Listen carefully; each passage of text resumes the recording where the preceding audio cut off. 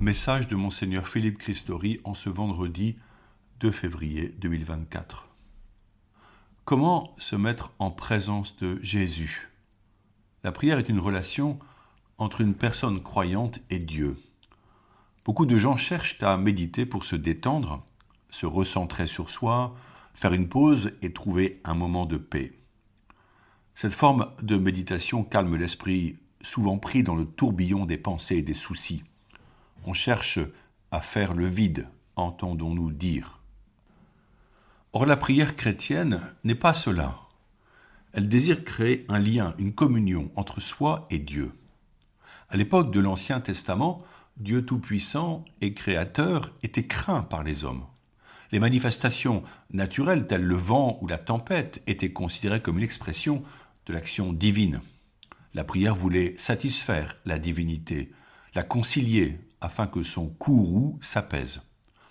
Or, depuis l'incarnation et la révélation de Jésus comme Fils de Dieu, l'homme priant découvre la proximité de Dieu qui ouvre un chemin de cœur à cœur, qui permet un échange fait d'amour dans une confiance réciproque. Certes, Dieu est Dieu, et l'homme est une simple créature, mais en découvrant la miséricorde divine, le priant s'incline doucement pour se mettre en sa présence. Croire est une rencontre. Le pape François introduit son exhortation apostolique, la joie de l'Évangile, par ces mots. Je le cite. La joie de l'Évangile remplit le cœur et toute la vie de ceux qui rencontrent Jésus. Fin de citation. Il nous rappelle que le chemin de la foi est un pèlerinage en présence de Dieu que l'on rencontre dans notre vie quotidienne, par l'amitié et l'amour conjugal, par la méditation de la parole divine, dans les sacrements. Le pape ajoute « J'invite chaque chrétien, en quelque lieu et situation où il se trouve, à renouveler aujourd'hui même sa rencontre personnelle avec Jésus-Christ, ou au moins à prendre la décision de se laisser rencontrer par lui, de le chercher chaque jour sans cesse. » Fin de citation. Cette prise de décision en vue de rencontrer Jésus implique de faire un pas qui engage notre liberté. Comme l'aveugle Bartimée, l'homme doit se lever et aller vers Jésus. C'est pourquoi j'aimerais aborder aujourd'hui le thème de l'invitation à se mettre en présence de Dieu. Le catholicisme est une religion de la présence et il est utile de rappeler que l'Eucharistie est le sacrement de la présence réelle de Jésus. Mon dernier entretien traité de la louange, je souhaite vous parler aujourd'hui de la prière et de la présence de Dieu. Nous ne cherchons pas à faire le vide en nous, mais à rencontrer celui qui vient faire sa demeure en nous, qui se fait proche et qui nous fait découvrir que nous ne sommes jamais seuls. Une femme catéchumène m'écrit, je la cite, « Malgré les difficultés, je savais que le Seigneur était là, avec moi, et j'ai continué à prier chaque soir, à échanger avec lui, à ressentir sa présence. Il m'a toujours accompagné et, tel un guide, il m'a montré le chemin. Il a fait de moi la personne que je suis aujourd'hui. » Fin de citation. Voici l'expérience telle qu'elle la vit et telle que chacun de nous peut la vivre. Le pape Benoît XVI écrivait « À l'origine du fait d'être chrétien, il n'y a pas une décision éthique ou une grande idée, mais la rencontre avec un événement, avec une personne qui donne à la vie un nouvel horizon et par là son orientation décisive. » Fin de citation. C'est précisément ce que cette femme a expérimenté. Elle a rencontré une personne dans laquelle elle a reconnu le Seigneur, ce même Seigneur que celui qui a partagé sa vie avec les 12 disciples. Il est merveilleux de voir comment la vie de cette catéchumène est bouleversée. Et elle ajoute, je la cite, « Je suis enthousiaste à chaque rencontre avec le Seigneur. Depuis que j'ai entrepris ce chemin, j'ai l'impression d'être enfin moi-même. » Fin de citation. Le pape François propose que l'année 2024 soit une année pour la prière et il nous demande, je le cite, « d'intensifier votre prière pour nous préparer à bien vivre cet événement de grâce et à expérimenter la force de l'espérance de Dieu. » Fin de citation. Le verbe intensifier exprime que chacun est responsable de son élan et de son ardeur à se mettre en prière pour recevoir la grâce divine.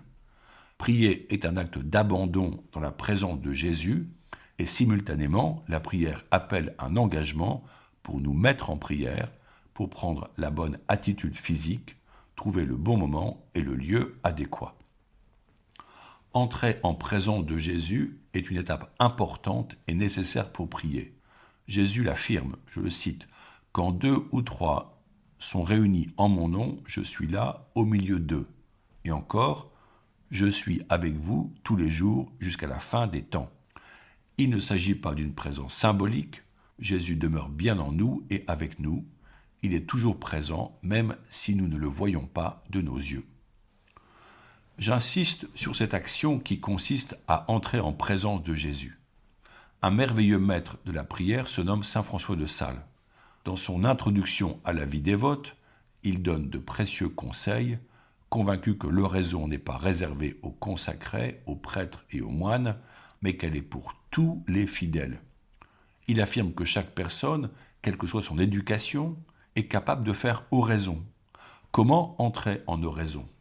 Une fois les conditions de lieu et de temps posées, toute prière chrétienne commence par le signe de la croix.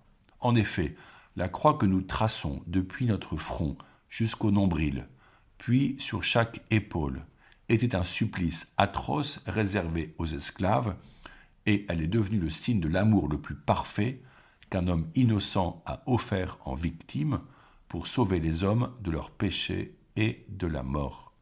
La croix va de la terre au ciel dans sa verticalité, unissant symboliquement les hommes et Dieu, et elle va de la droite à la gauche, comme pour embrasser tous les humains et les rassembler en Jésus-Christ. Au centre de ces deux lignes se trouve le cœur de Jésus, qui brille d'un feu ardent pour nous communiquer un amour infini et purifiant. En traçant la croix très doucement sur lui, le priant se met en présence de Jésus vivant depuis sa résurrection et présent par son esprit. En son esprit, le priant exprime « Dieu, je te reçois » en traçant la croix, toi qui es Père, Fils et Esprit Saint. Puis, saint François de Sales recommande que nous ayons une oraison mentale, faite de mots adressés à Jésus pour demeurer consciemment en sa présence. Certes, les distractions vont nous éloigner parfois, mais nous y revenons alors, le bénissant pour sa présence, le remerciant pour les grâces reçues, lui confiant ce que nous vivons. Nous lui parlons comme à un ami qui serait en face de nous, en nous aidant des évangiles par lesquels nous pouvons nous imaginer à son époque au bord du lac ou dans le désert. Nous pouvons nous représenter ces lieux et ces rencontres avec des personnes venues l'écouter. Nous l'écoutons nous redire les mêmes mots. Le pape François écrit, je le cite, « Cette présence ne doit pas être fabriquée, mais découverte, dévoilée. Dieu ne se cache pas à ceux qui le cherchent d'un cœur sincère, bien qu'ils le fassent à tâtons, de manière imprécise et diffuse. » Fin de citation. Dans la prière, nous entrons dans l'écoute, en évitant de revenir aux soucis du monde, en restant unis à Jésus par des paroles d'union et de bénédiction que nous lui adressons. En étant attentif, le priant reçoit des motions par lesquelles Jésus s'exprime.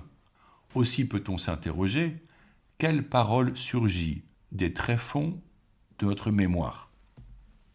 Y a-t-il un verset biblique dont je me souviens ? Ai-je des pensées spirituelles qui se manifestent avec clarté ? Il ne faut pas trop s'attacher aux sentiments et aux émotions, mais chercher à entendre et à retenir ces mots qui émergent. Il serait bien de les noter sur un carnet de prière.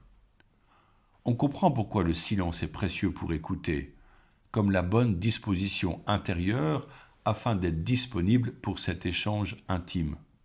Et quand nous quittons ce temps d'oraison, nous ne quittons pas Jésus, car là où nous allons, il demeure en nous. Une autre considération importe. Jésus s'est fait toujours proche des petits et des pauvres, de ceux qui ne s'imposaient pas à lui par leur rang social ou par d'autres considérations.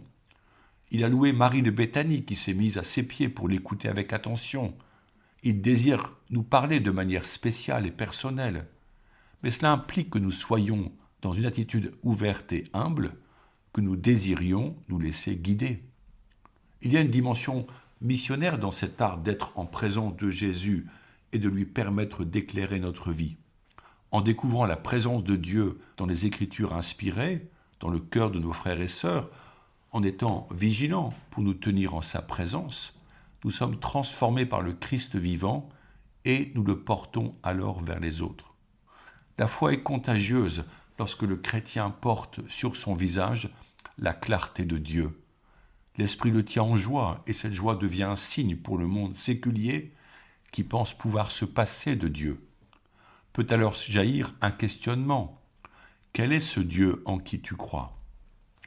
La vie transfigurée par la présence de Dieu atteint celui que nous rencontrons et l'attire.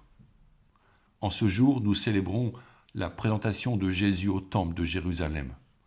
C'est là qu'il rencontre le vieillard Siméon et la prophétesse Anne qui espéraient voir le Messie de Dieu avant de s'en aller en paix vers le ciel.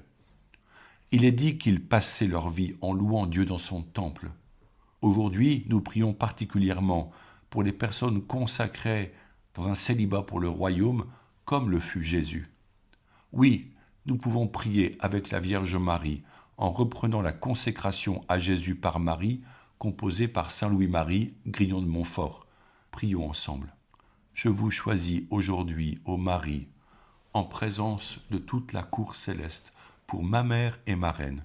Je vous livre et consacre en toute soumission et amour mon corps et mon âme, mes biens intérieurs et extérieurs, et la valeur même de mes bonnes actions, passées, présentes et futures, vous laissant un entier et plein droit de disposer de moi et de tout ce qui m'appartient, sans exception, selon votre bon plaisir, à la plus grande gloire de Dieu, dans le temps et l'éternité. Amen.